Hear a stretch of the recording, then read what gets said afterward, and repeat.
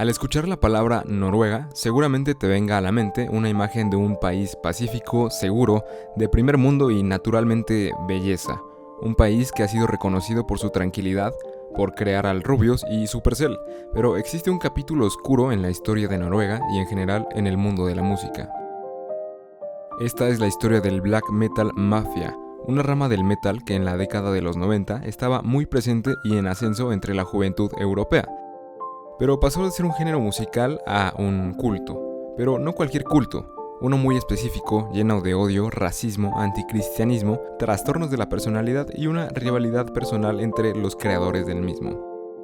Los protagonistas de este suceso son Varg Vikernes, alias Conde Grisnach, en referencia a un orco de El Señor de los Anillos, y Oystein Arset, alias Euronymous, quienes pertenecían a un movimiento de black metal llamado Inner Circle.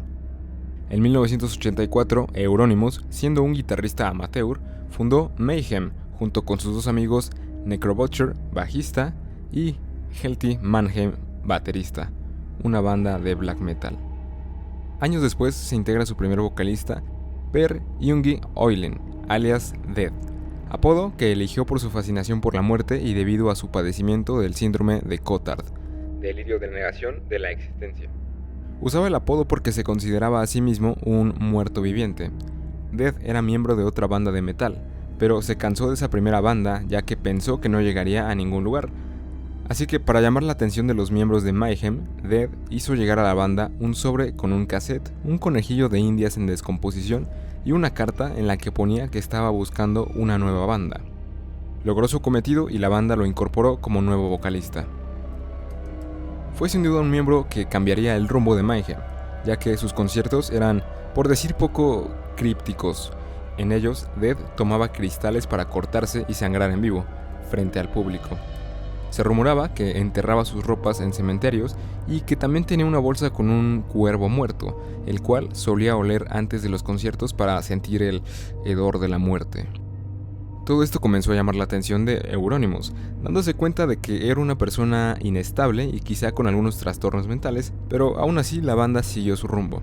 Hasta que la noche del 8 de abril de 1991, Euronymous entró a la casa de Dead y se encontró al vocalista muerto.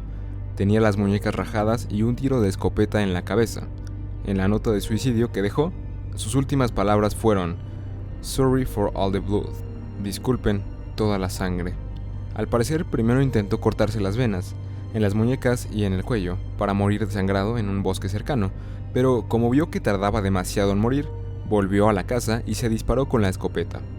La reacción de Euronymous fue ir a comprar una cámara de fotos desechable y fotografiar el cadáver de Dead, que más tarde sería usado para el álbum en vivo semioficial Dawn of the Black Hearts. Algunos aseguran que Euronymous tomó trozos del cerebro y los cocinó, para posteriormente comérselo, y que hizo un collar con trozos del cráneo. También recogió algunos fragmentos del cráneo de su compañero y se los hizo llegar a las bandas de black metal que consideraba dignas de respeto. Miembros de dichas bandas han mencionado en entrevistas que aún los conservan. El guitarrista dijo que encontrar a Dead muerto no le sorprendió para nada, sino que estaba seguro de que eso ocurriría en algún momento. Según amigos y conocidos suyos, Dead era una persona extremadamente oscura, pesimista, negativa y que sufría de depresión crónica. El baterista Hellhammer declaró refiriéndose al suicidio: "En realidad no me sorprendí, era un tipo extraño, siempre estaba hablando sobre los porfirianos y los castillos de Carpatos, y cómo esta vida es solo un sueño".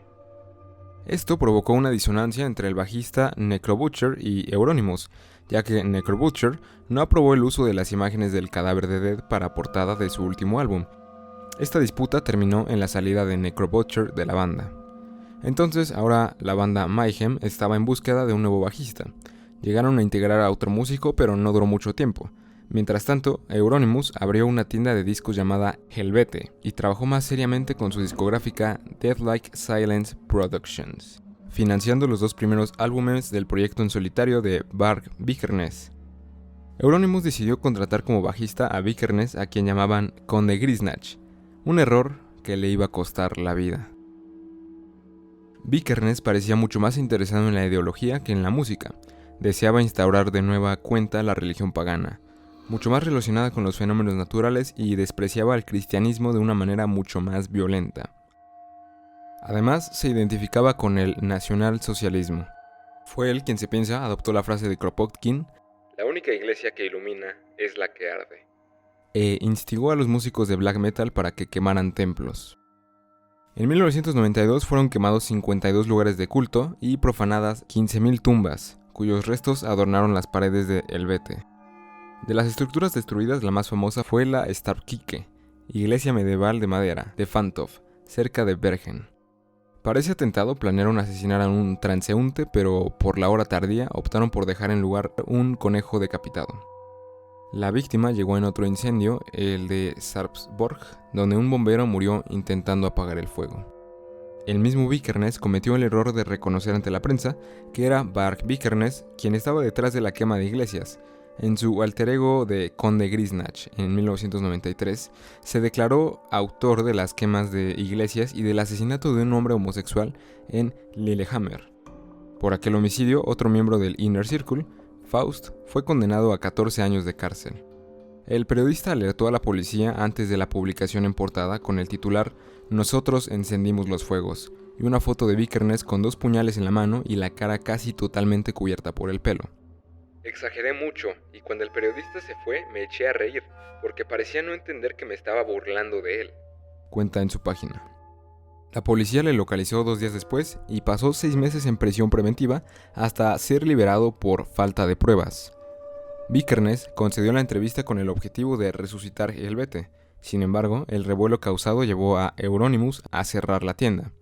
Lo interesante es que cuando me detuvieron, en lugar de aprovechar la situación, cerró la tienda, porque sus padres no aprobaban toda esa atención.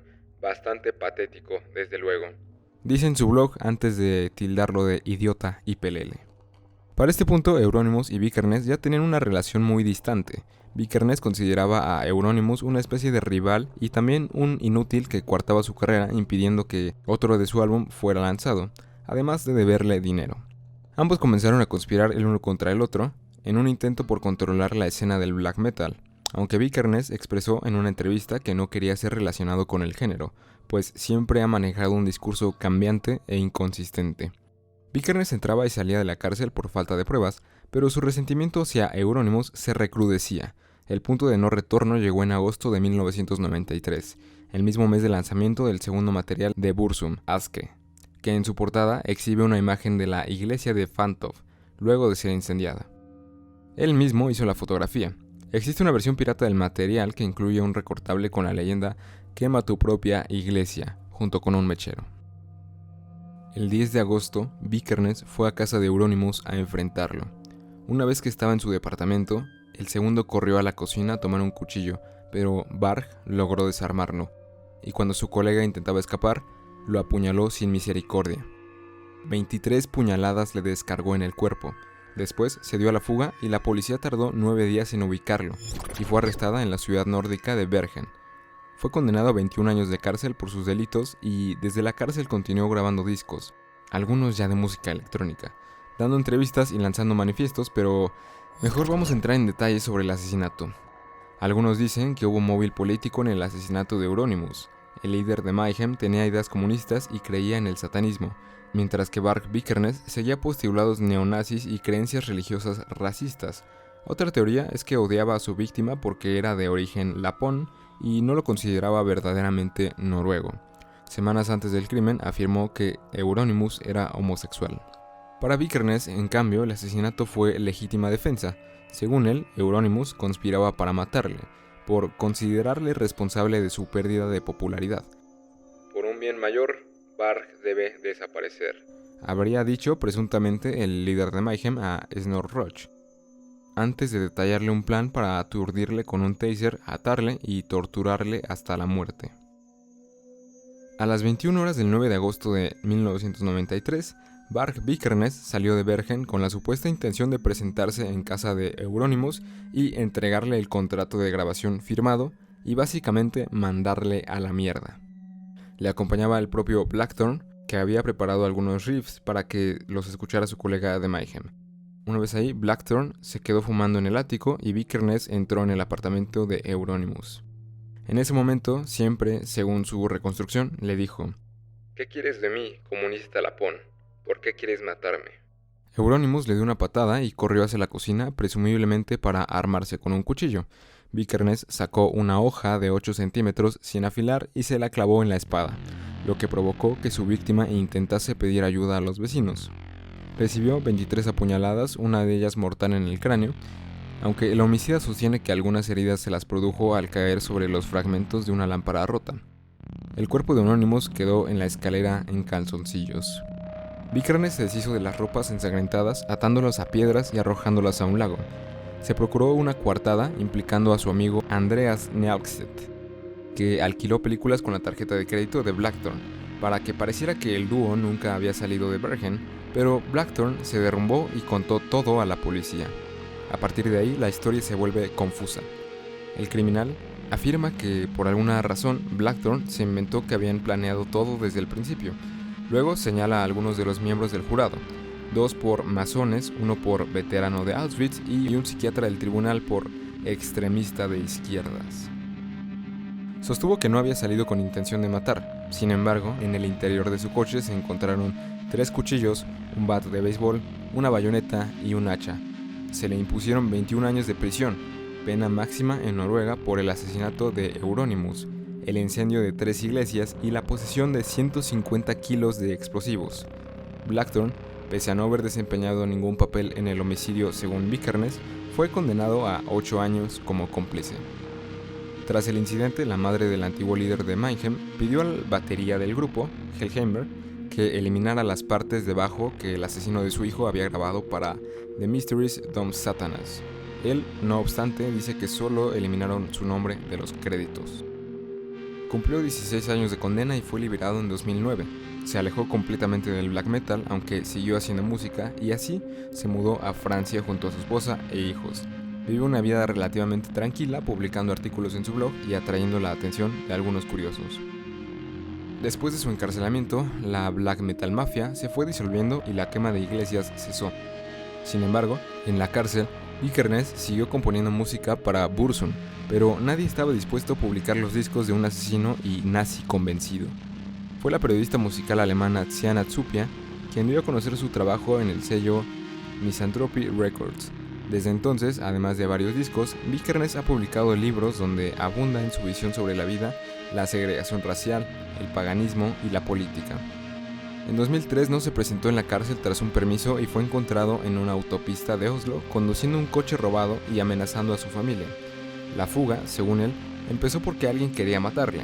Su salida estaba prevista para 2006, pero no quedó en libertad condicional hasta 2009. 2 años después, fue uno de los 530 simpatizantes que recibieron el manifiesto del terrorista Anders Breivik antes de las matanzas de Oslo y Utoya, donde fueron asesinadas 77 personas. Tema que quizá podemos tratar en otro video o en un futuro iceberg. En su página web, Vikernes criticó al terrorista por no haber atentado contra el verdadero objetivo, los judíos, y humilló a los asesinados. ¿Cómo pueden ser tan sumamente cobardes e imponentes? Cualquier persona cuerda en una situación así intentaría al menos reaccionar, incluso después de 7 puñaladas con los pulmones perforados. Euronymous se defendió. En 2013 fue detenido junto a su mujer en Francia por supuestamente planear otra masacre. Aunque fue exonerado, le condenaron a 6 meses de libertad condicional y a pagar una multa de 8.000 euros por incitar al odio y difundir material racista y antisemita. Estas ideas formaban parte integral de sus videos en YouTube, que eliminó su cuenta en 2019. El director y batería sueco Jonas Åkerlund contó la historia de Euronymous, Vikernes y el Inner Circle en la película Lords of Chaos en 2018, basada en el libro homónimo de Michael Moynihan y Dritk Söderlind. Vikernes la calificó de basura sin verla, molesto por la ascendencia judía del actor que lo interpreta. Hoy sigue en libertad. Mayhem, por su parte, continúa en activo con 2 de los miembros históricos de la banda, Hellhammer y Necrobutcher. Sin duda alguna, una historia tremendamente turbia, llena de cosas que se saben, de otras que no tanto, pero si la historia fue de tu agrado, no olvides dejárnoslos claro con un like, un comentario, una suscripción o comentario en las plataformas de audio que se puede, una calificación si ahí te deja también. Te lo agradecemos mucho. Esto fue el podcast del iceberg y te deseo una noche oscura.